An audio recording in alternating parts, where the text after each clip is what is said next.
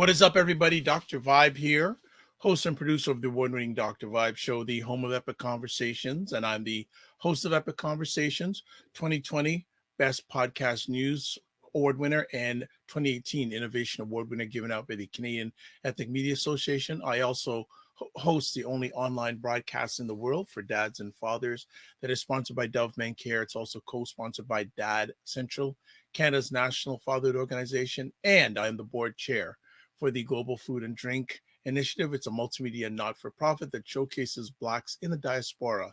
They're doing their thing in food, wine, and travel. We're broadcasting live on July 11th. And another new thing for Dr. Vibe here, as if you may or may not know, almost every Sunday at 5 p.m., we're doing a great conversation called Black Canada Talking.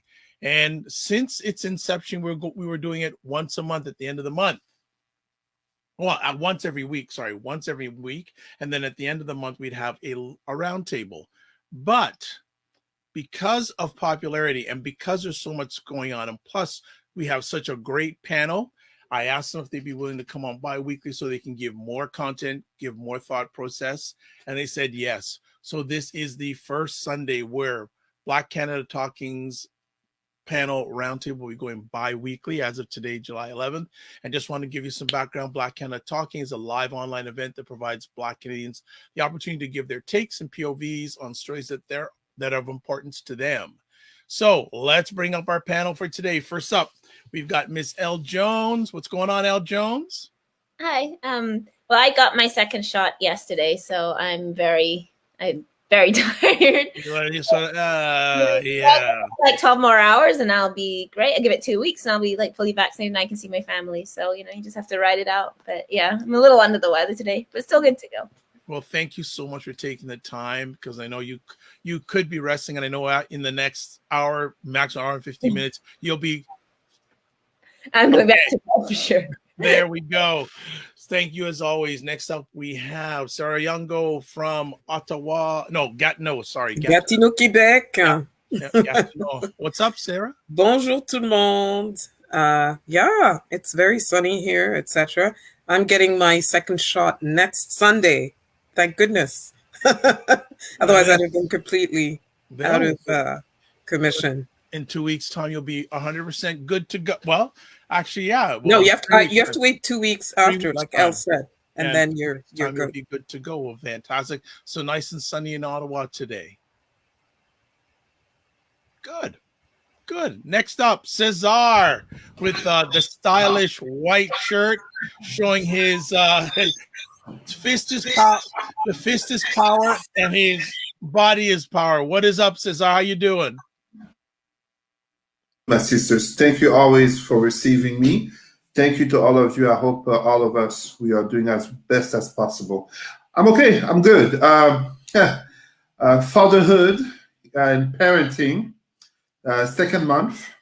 So very interesting. Yes, thank you.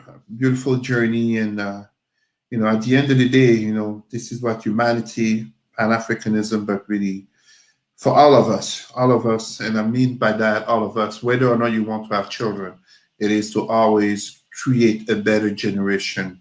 And for that, it requires taking care of the small ones. Salutations to my partner. She helps me a lot, and I do get some sleep, for if anyone wonders. Okay, no worries about that. Well, we've got, even though we're doing this now bi-weekly, there is a whole pile of conversation topics. So we're going to get through them as efficiently as we can in about an hour or so. So since we last saw each other, some guy named Bill Cosby got released from prison. What are your thoughts on Mr. Cosby being released on prison? Who wants to go at it first? Okay, I'm outraged. I'm outraged, especially since he got out on a technicality. Part of the reason why they let him out was because some sort of verbal agreement was made that enabled them to get the evidence to indict him on something, and that he had been promised something. And I guess they didn't live up to their commitment. So I don't know. it doesn't make him it doesn't make him innocent. And it still doesn't address really the issue of this double standard, like justice à deux vitesses, where you get Black men who are accused, often wrongly, by white women often, and end up in jail like that football player. I think he was a high school football player who ended up in jail for 5 years, only for the woman afterwards to admit that, well, no, I lied, that sort of thing. That guy gets to go to jail because he doesn't have the money and he doesn't have the status that Bill Cosby gets. And Bill Cosby gets to get off, not just for the money as well, advancing age, etc., health, etc., etc. There's no justice. America and justice? What an oxymoron. America and justice. Who else wants to comment on that? Yeah, just to follow up on that. So the man said in his own, because the whole thing on debate is that the prosecutor had promised him he wouldn't be prosecuted, and therefore he gave an affidavit in a civil case where he admitted to raping and drugging women. So this is in his own words. This isn't something that people have conjured. He admitted he did this. The issue is just that they're saying, no, the deal the prosecutor should have held. Since the previous prosecutor promised he wouldn't prosecute it, he wouldn't have given that deposition. And so we're wiping it out, as Sarah said, not because he didn't do it, but because they're like, that's an incorrect procedure of the court, which is fine. I mean, that's what, that's the principle of the court in terms of, like, if you appeal and there's a reason, but that doesn't make the man innocent. Like, he admitted he did it. These things came out of his own mouth. So for him to be like, I've been exonerated and I'm innocent. No, you're not. You told us you rape people. Like, we know you rape people. And even more disgustingly, he's going on tour.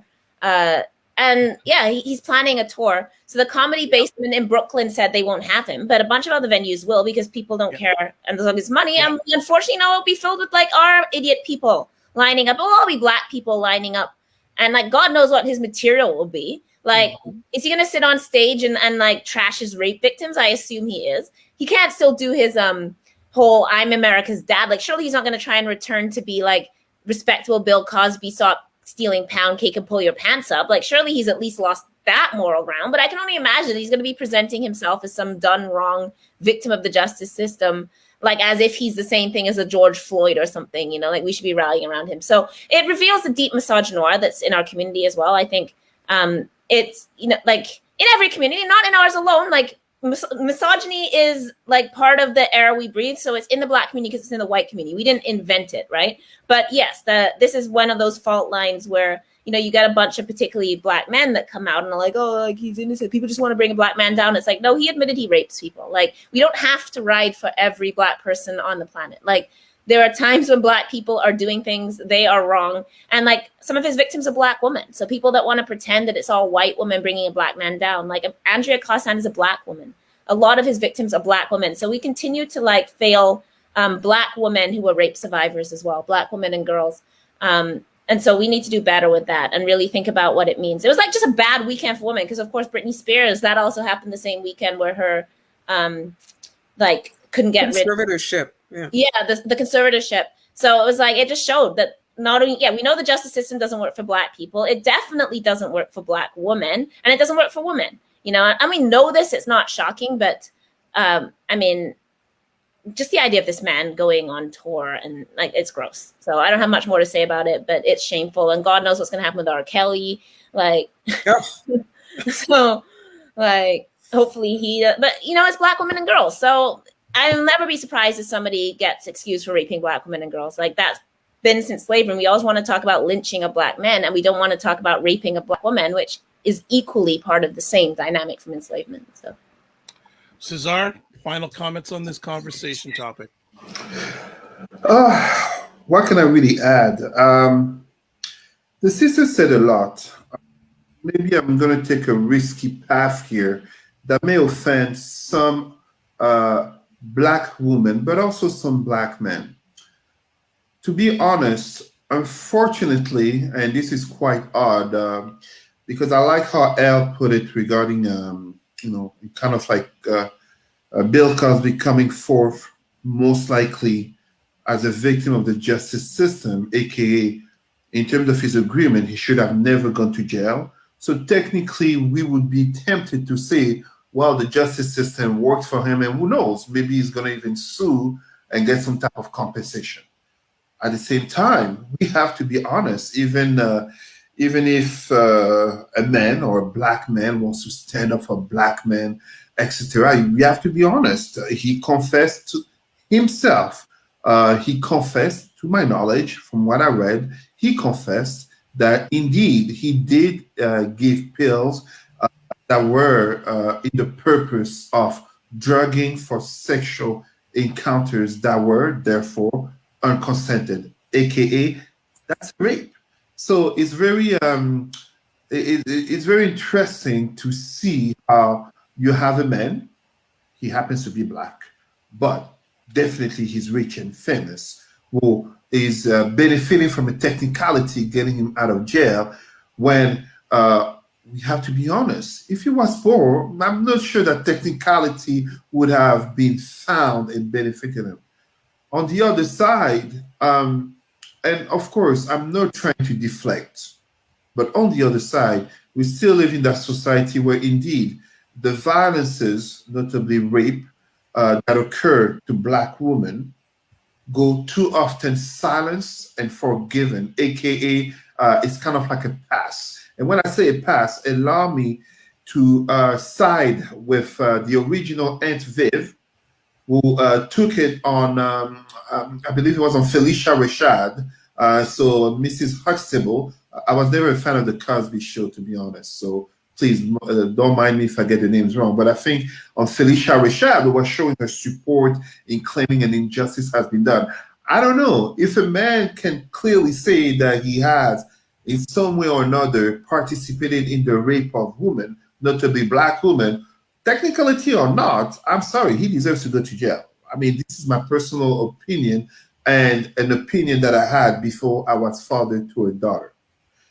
On the other side, I have to be also honest. We do live in a racist society where we have rich, powerful white men, such as Roman Polanski, who is very free and going to shows and concerts in Europe and celebrated, although he definitely does have a pedophile sentencing. It's not just an accusation. He got condemned for pedophilia, yet he's free over there. And we know if the United States wants to catch you, especially in Western Europe, they will catch you. So there is a lack of governmental desire to catch Roman Polanski in the same sense. And again, I have to say, not just on behalf of black men, but also black women, we do live in a society where the Karen and Beckys, aka white women who make false accusations on black men, go escape the justice system. And I give an example here to that very woman,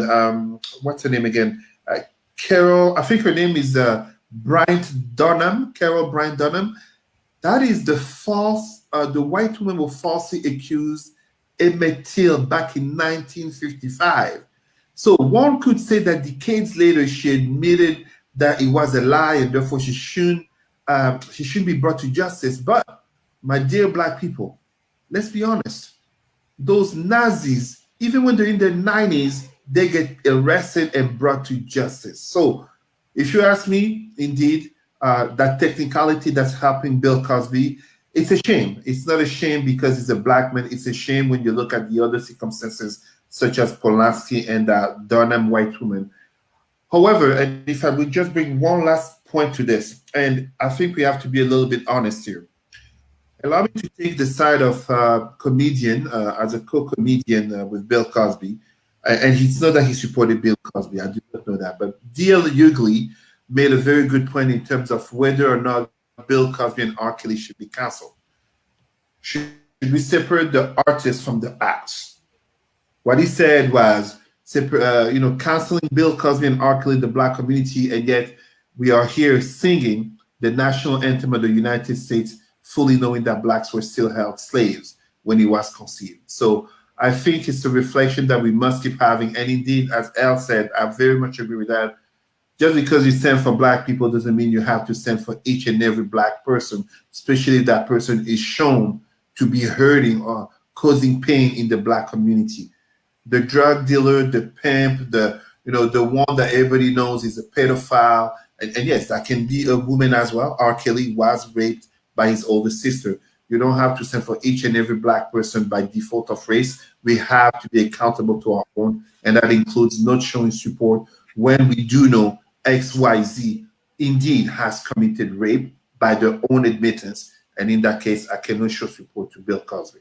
I respect that he was a victim of technicality per se, but way more, he is guilty of having raped women, having drugged them knowingly. It wasn't an accident. He didn't just give them a party drug that he was also taking. He knew what the intent in giving that drug was for. So yeah. Okay, well, let's move on to our next conversation topic. What a wild week in Haiti. And someone commented to me last night on a conversation I hosted, can Haiti get a break? Yeah. Who wants to start with the situation in Haiti? Go ahead. Well, because I come from the province with the largest Haitian community in the country, and one of the larger Haitian communities in the diaspora. Most of my Haitian friends and the Haitian community, whether it's here in Gatineau or in Montreal, there's a lot of sort of resignation, and there's still shock, though, that it was so brazen. They just, broke into his residence in Pétionville, and so few of the assailants ended up shot dead because, there is a military history in Haiti. I mean, there have been attempted coups before. There's been an assassination before, okay? Back in the days of the revolution, there was an assassination.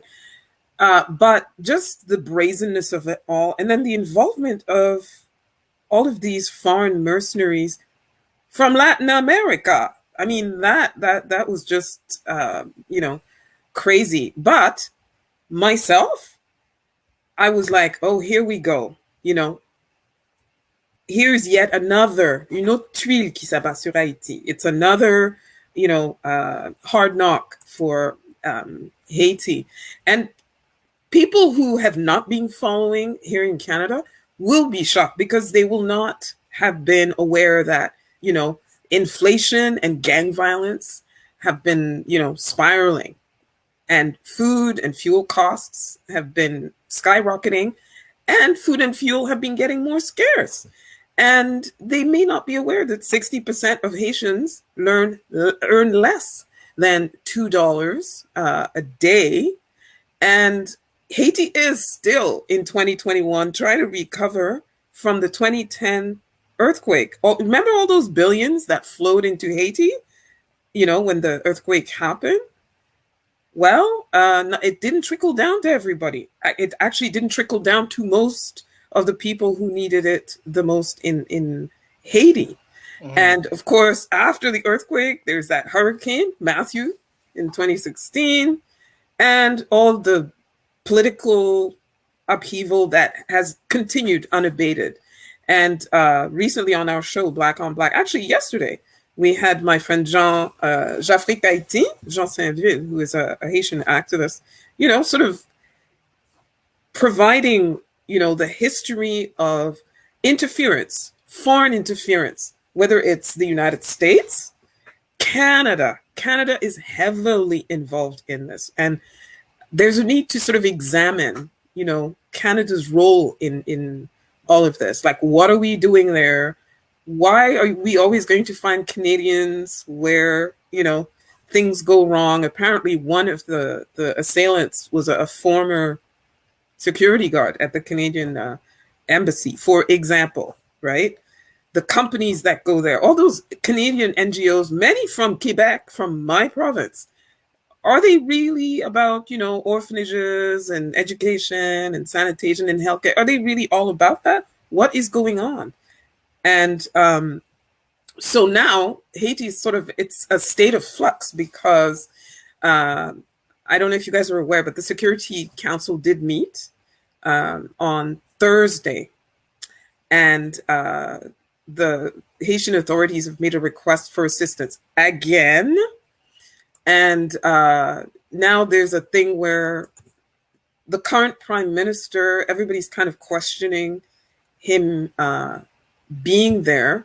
This is Monsieur Joseph, who is not the person who had been appointed by Moïse to replace him.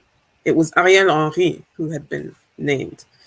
So right now, Mathias Pierre, acting premier, he's going to be there until September 26th. There's supposed to be another election. And of course, there's a history of, just electoral mayhem in Haiti all this time. So I just really feel for the Haitian people yet again. They don't need this. And on top of it, COVID is raging over there with, the health infrastructure that is very, very fragile and in some places non-existent. And then you also have that tension with the elites. There's incredible wealth in Haiti and incredible poverty in Haiti. They coexist.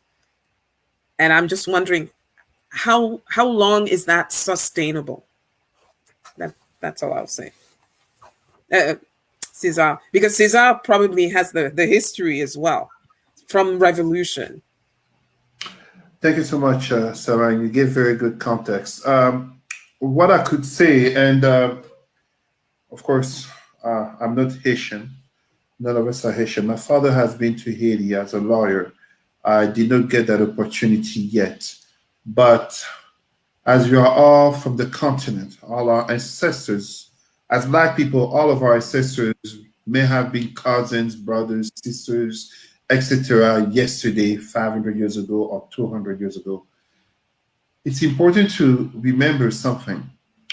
What happened in terms of the Haitian Revolution of 1804, the success was because, I believe in terms of historical data, it is said that 70 to 80% of the enslaved in Haiti at the end of the 18th century, so in terms of the revolution, the enslaved were all born in Africa. So these were not people who were born and raised in terms of slavery. They had a mentality of freedom, that resistance, that desire to fight. When we talk of Toussaint Louverture or we talk of Dessalines, these are all men who were born in Haiti. Even, what's his name, Pétion, who became a king. Even Pétion is written in historical records to have witnessed the first Black sovereign. I have to be careful with the words. I don't mean state as a country, that was Haiti, but Fouta Djallon, that forbade the slavery of Black. That was in the 1770s. The point that I'm trying to say with this is, Sarah said it well. Haiti is absolutely a victim of neocolonialism by America. Let's think about Bill and Hillary Clinton. By Canada, aka the police missions, the UN missions, and by France, beyond the 1830 imposition of 100 million gold francs that have depleted and continuous involvement, notably in terms of extraction of natural resources, but also continuing impoverishment of the mass population with nepotism and corruption regarding the elites. Me saying all of that is simply to come to the point that Haiti needs a second revolution. Haiti needs a new revolution. Haiti needs an uprising, because all of the issues that we talk about when we hear about Haiti, now we're talking about the assassination of President Moïse. Yesterday, we were talking about the gang violence and the kidnappings and the shootings. And before that, we were talking about the healthcare issues, cholera, COVID, etc. And we're still talking about the 2010 earthquake. The 2010 earthquake, for me, in my humility as an African, it really seized upon me when my mother was watching the TV in tears because, as she put it, it's not just that there's a tragedy on TV. We've seen tragedies. But it's because if he didn't say Haiti, why wouldn't she believe this was Cameroon? If she was Congolese, why wouldn't she believe it's Congo? If she was Jamaican, why wouldn't she believe it's Jamaica? Haiti is us. We are part of Haiti. We must support our Haitian brothers and sisters. We must support them in terms of a cleanup. When I say clean up, Sarah gave an excellent example. The Haitian community of Quebec, notably Montreal, is, in terms of my numbers, I believe the third largest no, sorry, I forget some of the diaspora communities in South America, like in Chile. But it is one of the most important one with Miami, New York, Paris, Chile, Montreal. If you look right in Canada, we have means illegally acquired, such as there was a story a few months ago regarding a Haitian politician who was owning a villa and using his wife in terms of transaction dealings with an engineering firm in Quebec. The corruption is so present that in terms of the assassination of President Moise, and you know how the distrust in terms of formal medias, in terms of the assassination of President Moise, I'm hearing two tales. One that says that he was fighting corruption against the big families who are hoarding the wealth. Because just as, and I will give an African parallel here, the poorest country of Africa on papers in terms of development indexes by Western nations, of course, the poorest country in Africa, Malawi, the richest person is a pastor. Yes, he's the richest person is a pastor. Mm-hmm. Haiti, aka the poorest country of the Western Hemisphere, you have some very wealthy families that have been wealthy through generations, or whose children go to the Ivy League and private schools of the USA and France, who are connected to presidents in France, as in the US, and prime ministers right in Canada. There is a fundamental corruption. The other side that I hear is that President Moise himself was very corrupted, not wanting to have elections, not wanting to leave power, but notably having contributed, being part of the wasting of the money from Petrocaribe, millions of dollars given by the Venezuelan government of Hugo Chavez in terms of helping to the uplifting of the Haitian population. As so many stories, it's more complex than it seems, but one thing that I'm sure of, those so-called assassins, that squad, they're getting caught a little bit too easily, if you ask me, in relation to the murder that they committed. So I'm very suspicious regarding that part. Yeah. Elle. I don't have much to add. I mean, my first sort of irrelevancy, which will be the least on point political thing I'll say all day, but it's very taking aback because I think he looks a lot like Dave Chappelle when he was playing Black Bush. So I just find watching the news like disconcerting when I look at images of him. That's totally irrelevant. Everybody else covered it. I mean, Canada's, of course, been interfering in Haiti for years through the Lima Group, through obviously we led the coup against Aristide. And of course, Canada's always claimed that was about Aristide's corruption. It was really about Aristide taking money back and nationalizing, like trying to put money into schools and hospitals, and they never forgave him for that. And they've never forgiven Haiti for freeing themselves from enslavement. And, Cesar mentioned the indemnity put upon Haiti, which is the equivalent of something like $80 trillion that they had to pay France between, 1803 and 1947, right? So when people say Haiti is the poorest country in the Western Hemisphere, they never say why Haiti is the poorest country. So Haiti will be punished forever for the crime of freeing themselves from enslavement. It's the only successful slave rebellion in history. Haiti had the first constitution that declared everybody equal. Haiti declared that anybody who would touch the shores of Haiti would become Black, and used blackness as a measure of humanity. And like we've never stopped punishing them. Like the Western countries have never stopped punishing them, and Canada has been heavily involved in this.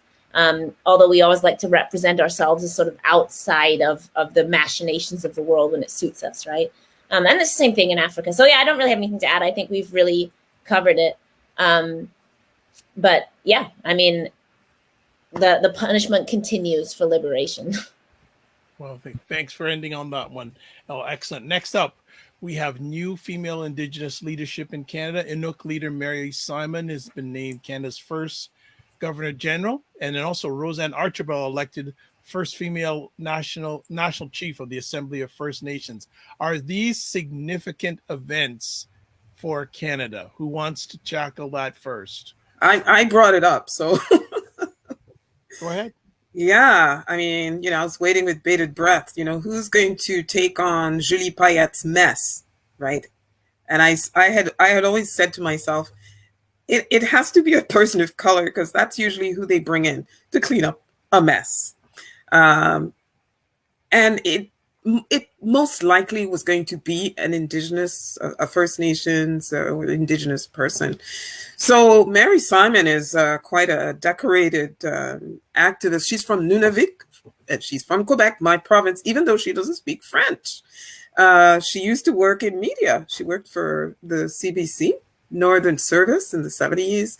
She's also been a public servant, working with the Northern Quebec Inuit Association. She played a key role in the Charlottetown Accord negotiations. I don't know if you saw the footage that they showed of her pretty much telling off Trudeau. I don't know if you saw that, but yeah. And also, she's played quite a role in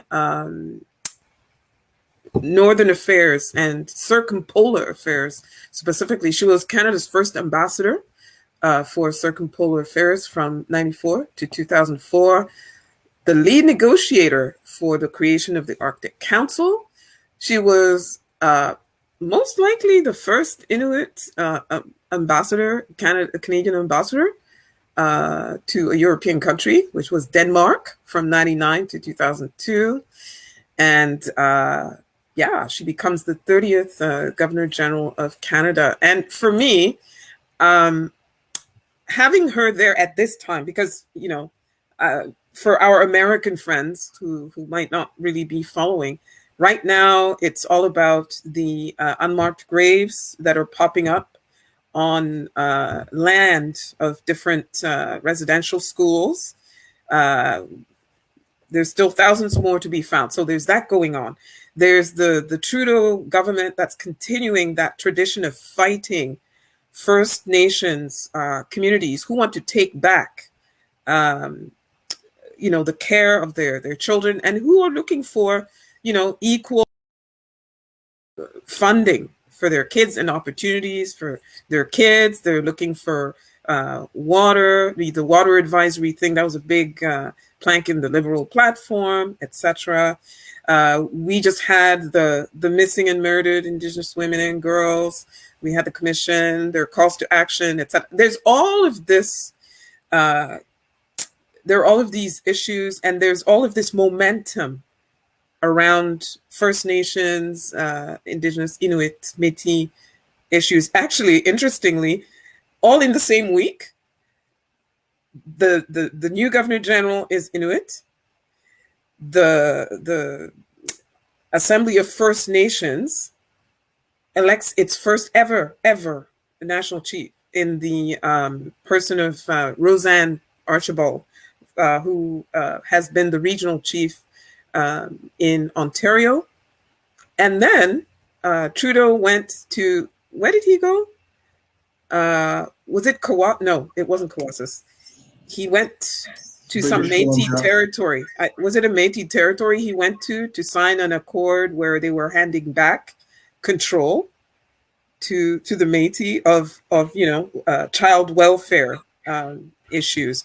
So Mary Simon, I'm hoping, is going to keep the heat on from the platform she has. Yes, everybody says, oh, the Governor General's position is ceremonial, blah blah, and the irony of an Inuit woman representing Queen Elizabeth II of all people, former colonial master, etc., etc.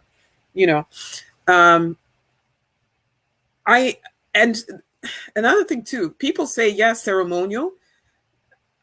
People don't know Mary Simon. This is a strong woman. I don't know if you guys have heard her speak at all about defending, the Inuit, and talking about things like 60 Scoop, and talking about, when they used to snatch Inuit people and take them south, and then they disappear, because that's another phenomenon that needs more looking into, finding where all those people disappeared to, who were taken for health reasons. I think it was the tuberculosis. Yeah. So her in tandem with the first woman national chief of the Assembly of First Nations, hopefully there's going to be a lot of movement, because anyway, that's what I've seen. Women tend to be a hell of a lot more practical. We want to get things done. We just do. And we are often on the receiving end. We're first in line to get all the abuse over everything, whether it's the economic, whether it's the physical, whether it's the political, or whatever. So I'm hoping that the two of them sort of in tandem are going to really push the issues and get more justice, get more movement on improving the lives and the welfare of our First Nations, Inuit and Métis. Who's next? Yeah, just briefly, as a diehard abolish the monarchist person, so I'm anti-monarchy. But this is what's interesting about the Governor General, because of course we had Madame Jola as well, who was an excellent Governor General, and linking back to Haiti, of course. Something I forgot to say there is, remember when she was elected as the head of the Francophonie, and they tried to say that Haitians weren't really Francophones? Let's just remember that. But, obviously Madame Jean, who has, done a lot in terms of her commitments to the Black community, but I still just don't agree with the Queen. But it's always interesting when you have these positions, because yes, one of the things I commented when I was asked about the monarchy previously was, the Governor General might have some utility if they actually took a lead on land claims like sovereignty, right? Because of course treaties are with the Crown. So technically the Governor General, as the Queen's representative in Canada, has that role of addressing Indigenous nations. So that's what's going to be really interesting with an Inuit Governor General, is what is going to be her actual political relationship with Indigenous nations, and how is she going to, because all of this is about the Crown. Like all of this is on the Crown. That's why when Chief Teresa Spence was hunger striking during Idle No More, it was all directed towards the Crown. They were like, we don't want to meet with the Prime Minister, we want to meet with the Queen. So there's this particular role in the development of the GG that I think is interesting, particularly in terms of Indigenous politics and those kinds of claims. So that's where I suppose it moves beyond, this idea, it's cosmetic, it's just about, getting in people from different identities. And there actually is this like possibility for what could happen in that role, but also what should be stopped from doing. So I don't know, but I'm still anti-monarchy. I don't care. I could be the Governor General. I'd still be like, abolish the Governor General. But, and I mean, this is also part of what the government does too, right? That one way that we revive institutions is by putting in diverse people in place. And then we as communities are supposed to be like, oh, well, now I'm for the Justice Department now that a Black person's head of it, or, whatever it is. So that's not to critique the people in the role. They've done a lot. There's nothing wrong with her resume, but we always have to be vigilant in terms of they have a purpose when they appoint people to these roles, and they imagine that purpose is gatekeeping, dampening people down. Oh, look, we have an Indigenous Governor General, guys, we're making progress. But unless that progress is actually made through, reparations to people, to Indigenous nations in a real way, actual water on Indigenous reserves, stop killing Indigenous women, unless those things happen, it doesn't matter how many amazing people we have in high positions from any community, until that status quo changes. So that's not a critique of her, of course. I think she's, an amazing woman, just like I think, Nikole Jean was an extremely accomplished woman as well. But boo for the Queen, hands down. The Queen has had no reckoning. People like to pretend that the royal family is somehow cute and benign. I mean, England's playing Euros right now. You're just like, do I cheer the colony? Uh-oh. I think Ellis. Things are lived out. My own mother grew up in a colonial country under colonization. My own grandfather was threatened with sedition. These are not long ago histories. Yeah. These histories that my father's Welsh, and Welsh was eliminated as a language. He tried to get rid of Welsh. And these are white people, that living next door to England. Their first colonies were these countries. And my dad, had to relearn Welsh as an adult because they had, tried to strip out language. So we can't pretend that this monarchy has not been so violently responsible for. You can spin a globe and put your hand down and touch a place, wherever you put it down, including the ocean, the British probably committed a massacre, and until we come to terms with that, not only Canada's relationship there, but also the global impact of this British colonization, where so many of the conflicts ongoing in the world are caused by Britain, including Israel-Palestine, including oil in Iran and Iraq, including India-Pakistan, right? When you trace all of these conflicts, the British have their dirty blood-covered hands in this. And until we stop pretending that that's what the monarchy is, like that they're just a nice woman in a hat, like we're never actually going to confront colonialism. So one thing I forgot to add to my context, and then I'll let Cesar speak, is so you have the thing with the unmarked graves that's going on, the signing, whatever that agreement he signed with the Métis, etc.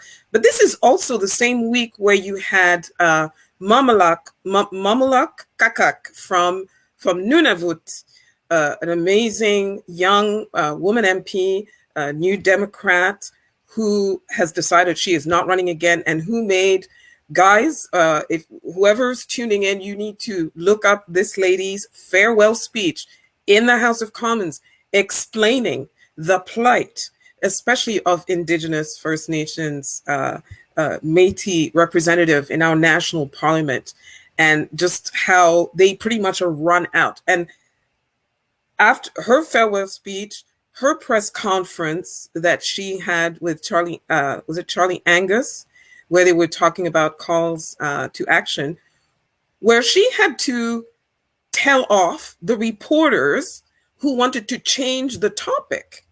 And she had to stand, that's leadership. She had to stand there and say, listen, I'm here about children.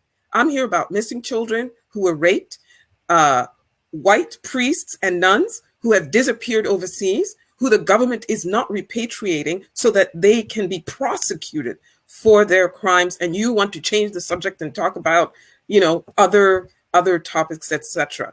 And that same day, we had just found out earlier in the morning that Jody Wilson-Raybould, the first ever Indigenous Minister of Justice, announced that she is just getting out of federal politics altogether, again, for similar reasons as Mamalak Kakak. Sorry, Cesar. I just wanted to add sort of the context of all this other stuff that's swirling around.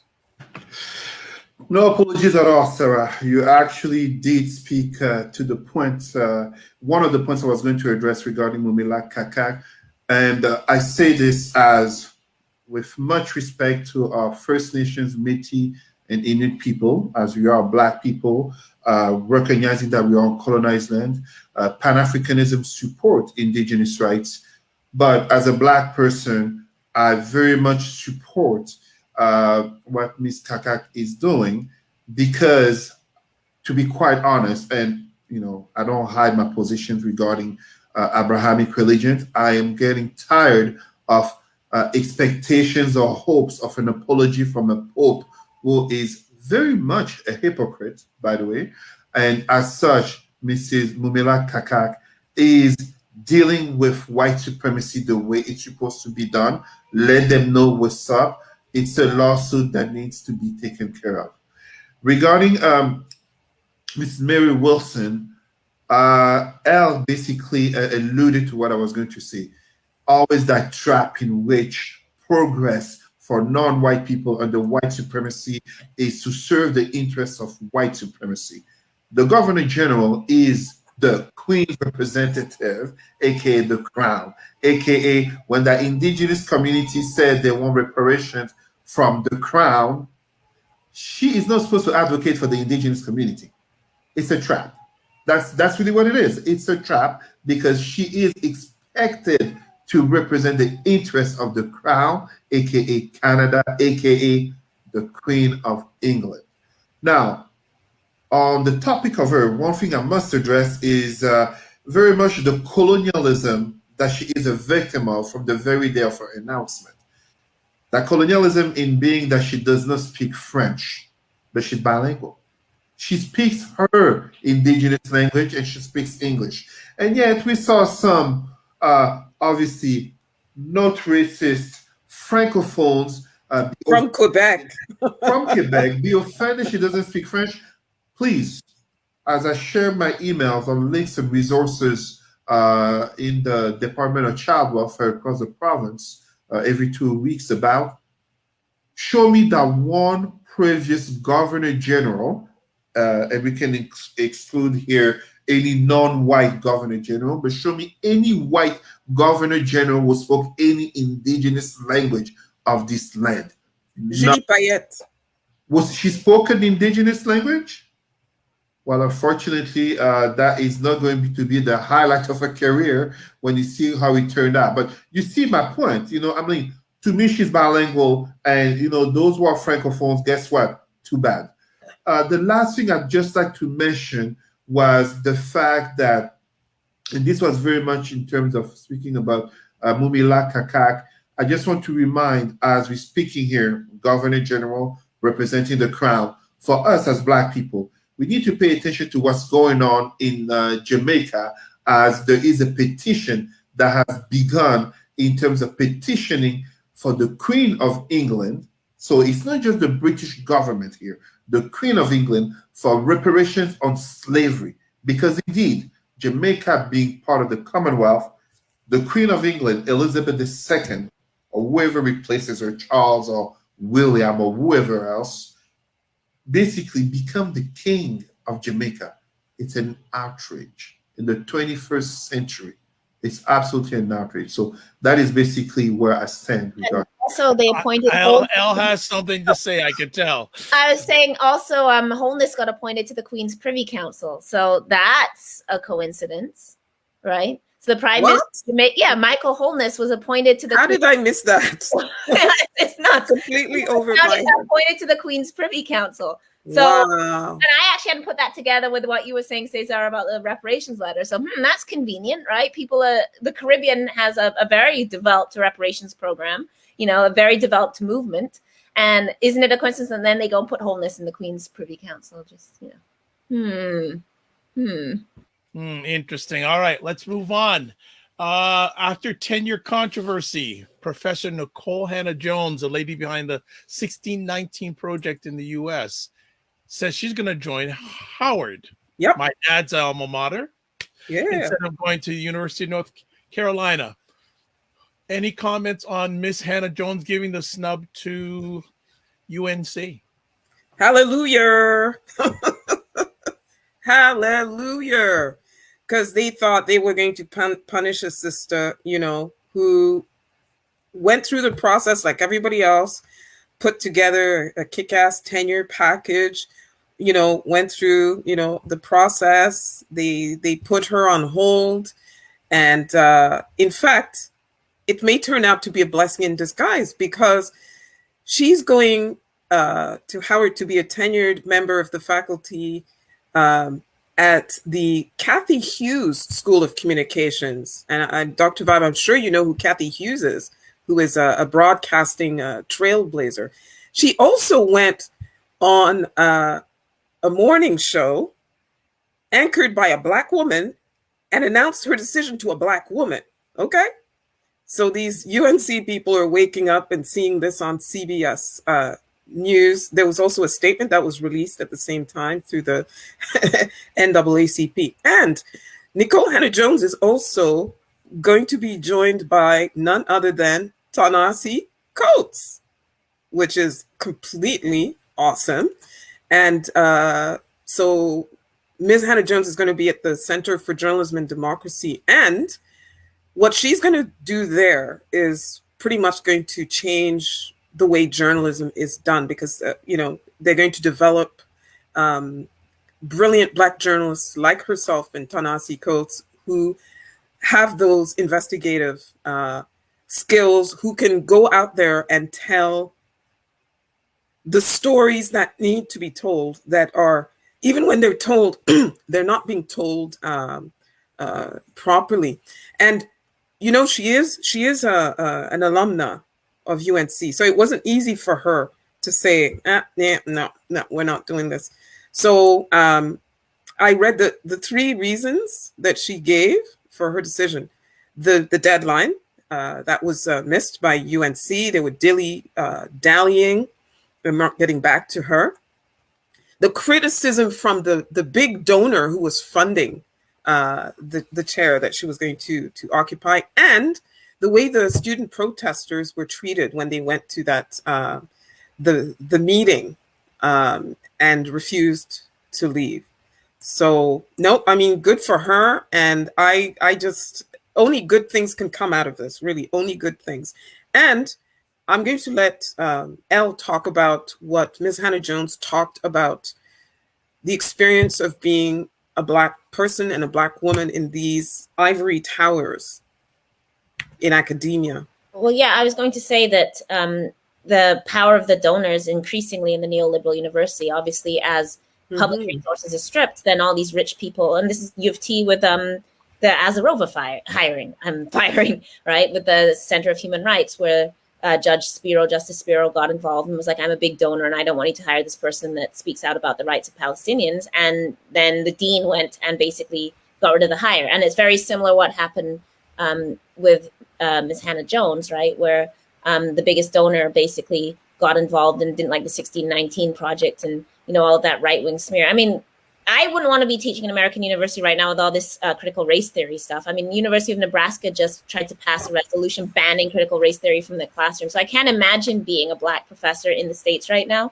and like having white students in your classes literally surveying you, probably like writing down every time you say the word race to report that you're teaching critical race theory. Like, it's terrorism. It's awful. Like, I already worry about that here. And, you know, I've never actually had, it's always been fine. But, you know, like this idea as this has been whipped up, like, the teaching of critical race theory is being whipped up into this cultural war. Like, I wouldn't want to be a prof in any of these universities except like Howard. So there's that piece. But yeah, I mean, universities, this is not new that they strip our labor from us. I spent years in a temporary job, not good enough to teach tenure, but somehow good enough to teach in every classroom. Somehow, you know, good enough to come in and teach your creative writing classes and then get back 50 student reviews saying this is the greatest class we ever had. You know, why isn't this person teaching us? But never good enough to get the job, right? So part of this is also they want you desperate. They want you wanting, you know, they're holding out these jobs that are like gold, like tenure jobs. And then you're supposed to just be grateful and, you know, do what they want you to do. And so she showed the politics of refusal, much like Naomi Osaka walking away from the French Open and Wimbledon and, you know, tennis in general. So we're also seeing, I think, a reviving politics of Black women just saying no. And being like, I don't have to scrub your floor. You know, I'm not your maid. I don't have to be grateful for what you're going to give me. You know, you don't get to dangle me on a string for years or months or whatever it is, and then think I'm going to be grateful when you decide to see me as a human being. Like, I actually have brilliance and skills that matter to my community. And, you know, I can like live with that, right? So I think, yeah, we can also put that with Naomi Osaka walking away, with like even Sha'Carri and her kind of response, Sha'Carri Richardson, who's like, just kind of like, yeah, y'all perfect. You know, like, I'm not going to be ashamed of who I am. I'm going to keep living my life. I'm going to keep running. You know, so we're seeing, I think, a lot of Black women just claiming this kind of space in public, this space of power that we've never been allowed. We've always had to be humble in public. We've always had to be, oh, I'm so grateful. Oh, you know, and like Black women that are now being like, I'm not grateful. You owe me. You're taken from me. You need me. And like, I can go anywhere. So you want to, you know, you think that I need UNC, you know, I can go to Howard. So, and also, of course, bringing back up the profile of Howard, which, you know, had such a huge platform in the 90s. And then obviously, you know, Black colleges had been dropping and now are being revived also, as Black students are also investing themselves and saying, I don't want to go to the Ivy League where the cops are going to be called on me when I'm sleeping in the lounge. I want to go to Howard, right? So, yeah, I think also we're seeing the revival of the HBCUs now. And like that they are now pulling the faculty that used to go to Harvard, that used to go to Yale, that used to go into the white institutions, and now are going into our own institutions. So that's going to be interesting to see. So yeah, but all Black women, all young Black people, I mean, like, it's a lesson in negotiating too, right? Like, these places don't love you. Like, don't be loyal to them. They don't love you. They'll throw you out in the garbage as soon as it suits them. So like, get your own and stand on that. Cesar, anything you want to add? Not much that I want to add other than one little thing. We need to really support, encourage, really promote HBCUs and a Black education to our Black youth coming out of high schools, but also our Black professionals to dare to be unapologetically Black. When I'm saying that, it's also because when you look at, is it last week? It may be this week, or I think it was last week, the NCAA decision that star athletes can benefit from their name. All athletes, not just star athletes, all of them. All of them. Well, to be honest, you know, when we look at, for example, NCAA basketball, which is what I follow in terms of March Madness, most of these schools are white-owned schools that get some of our talented young players.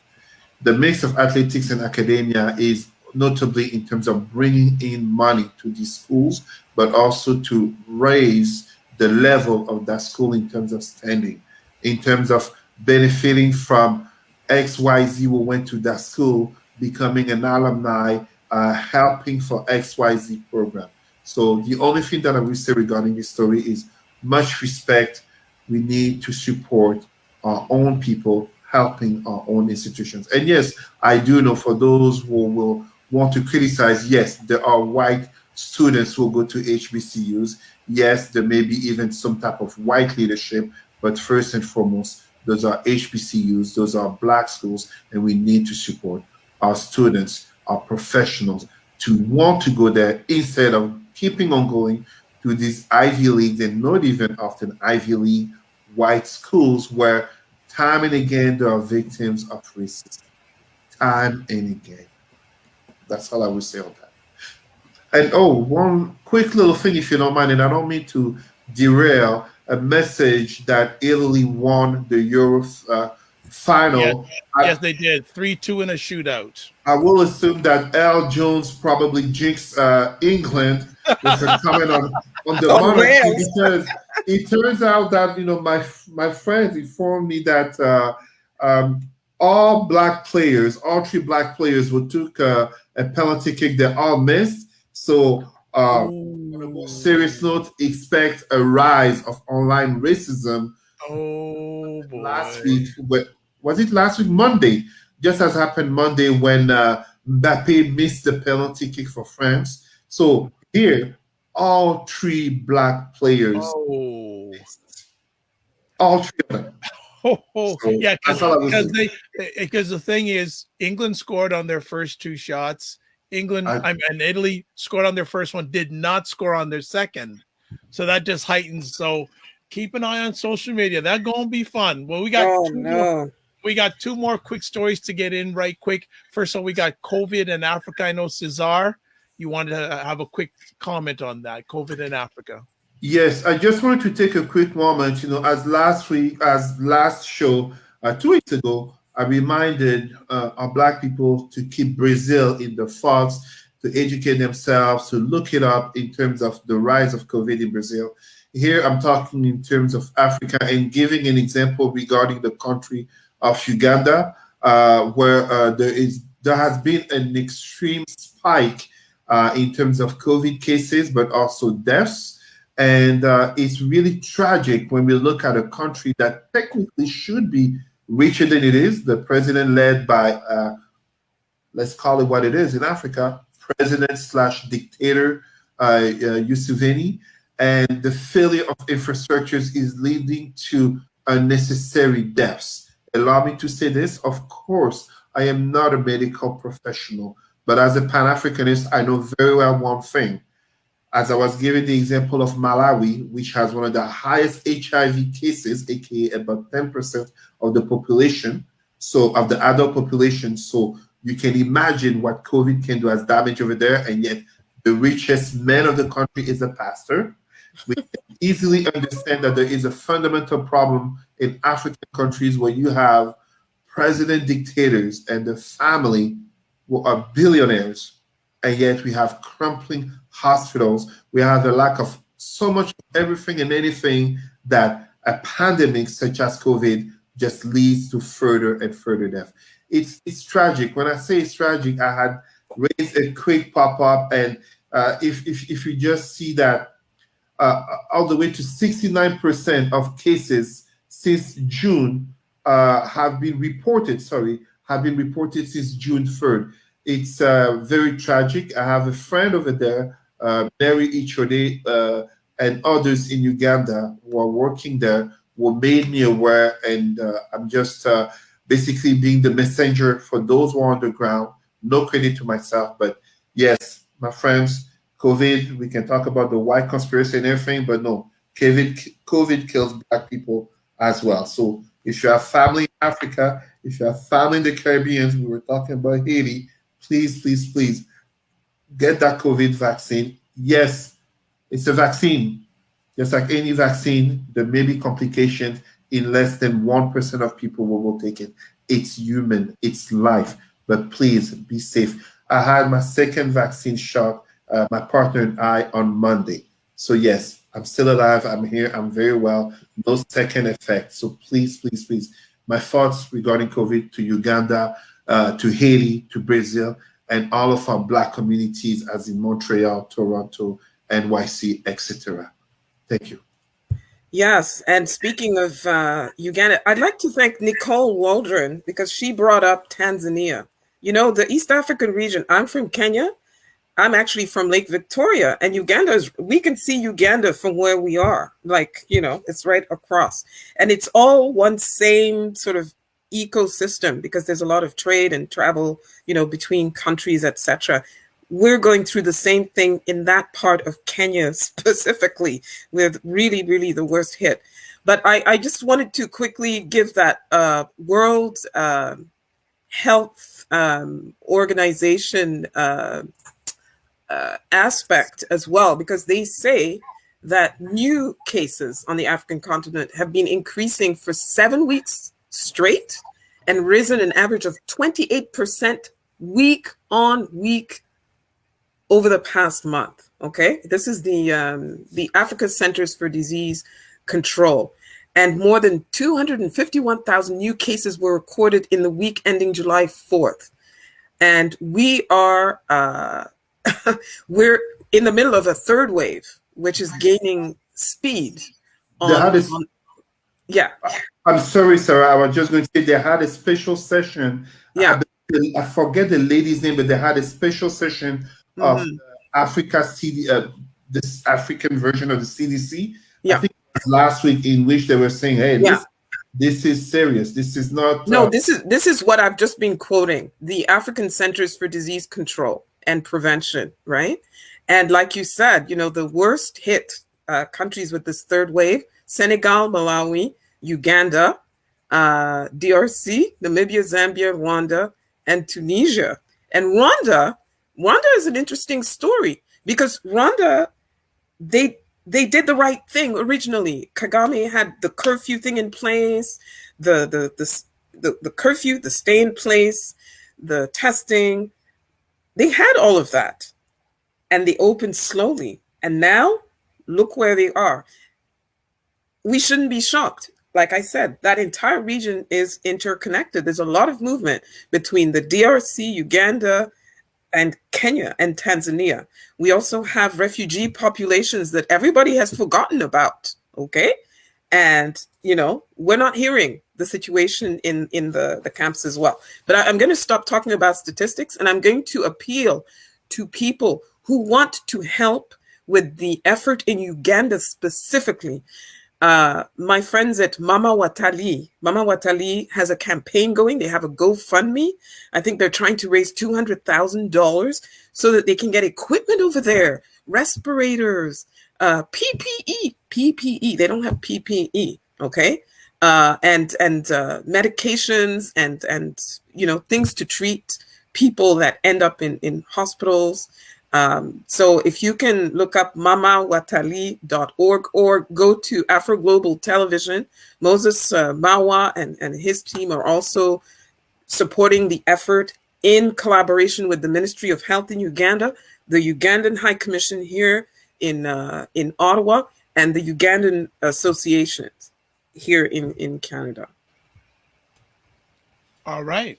Well, that is it for our first bi-weekly edition of Black Canada Talking's panel. I always like to thank everyone who caught us live or catch us on a replay. It's appreciated, not taken for granted. Before we leave, as always, we ask people, what's the best way to get in contact with you? Elle, what is the best way for people to touch base with you? Email el.jones@msvu, like Mount St. Vincent University.ca. The best. Excellent. And we know that you're going to be better sooner rather than later. So thanks for I'm going to go knock myself out and lie down. And I'll be fine tomorrow because I am a resilient, strong Black woman. There you go. Sarah, how can people get in touch with you? You can get me at the Black on Black email address, blackonblack891@hotmail.com. Cesar? Reach me on Facebook, Cesar Rimy, RIMY. very easy to find, always controversial, always Pan-Africanist. Are you back? Always Are you Cesar. allowed back? Haven't Huh? you had 10 bans on Facebook? Oh, you know, when I go for too long without getting banned, I start to get nervous. No, it's true. I know it sounds so weird, but it's true. Today I had the weirdest debate,